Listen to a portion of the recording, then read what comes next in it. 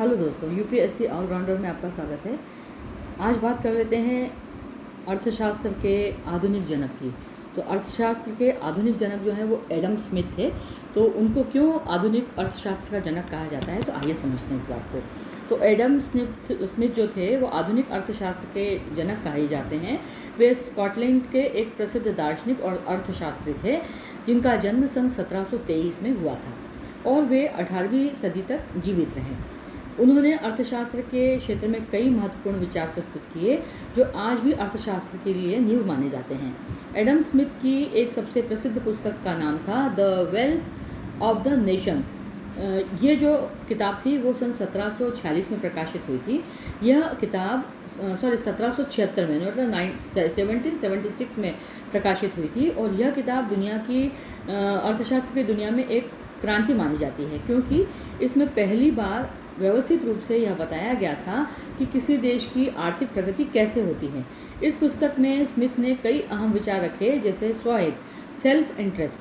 तो Adam Smith मानते थे कि हर व्यक्ति अपने लाभ के लिए काम करता है, लेकिन जब वह कोई अपना भला सोच करके काम करता है तो उसका भला पूरे समाज का उससे भला होता है। उदाहरण के लिए, एक रोटी बनाने वाला लाभ कमाने के लिए मेहनत करता है, लेकिन उसकी मेहनत से सभी लोगों को रोटी मिलती है। इस प्रकार से समाज का भी फायदा होता है। दूसरा उन्होंने उदाहरण उसका दिया कि मुक्त व्यापार, मतलब फ्री ट्रेड। तो स्मिथ ने कहा कि व्यापार को जितना संभव हो सके सरकार के दखल से मुक्त होना चाहिए। जब व्यापारी और उपभोक्ता अपने हिसाब से लेन देन करते हैं तो यह स्पर्धा को जन्म देता है, जिससे गुणवत्ता बेहतर होती है और कीमतें कम होती हैं। इसी प्रकार से तीसरा उन्होंने उसका कारण दिया कि डिवीजन ऑफ लेबर, यानी श्रम का विभाजन।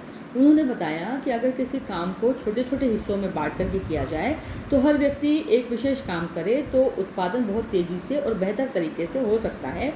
इसे ही उन्होंने विशेषीकरण यानी स्पेशलाइजेशन उन्होंने उसका नाम दिया। इसके बाद सरकार की सीमित भूमिका, लिमिटेड गवर्नमेंट रोल।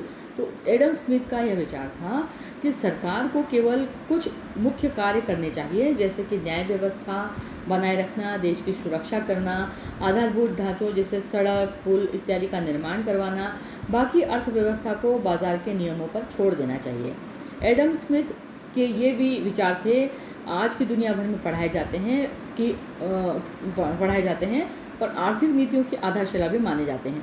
उन्होंने यह दिखाया कि कैसे एक स्वतंत्र और खुला बाजार समाज की भलाई कर सकता है। उनका यह विश्वास था कि एक अदृश्य हाथ समाज को संतुलित रखता है।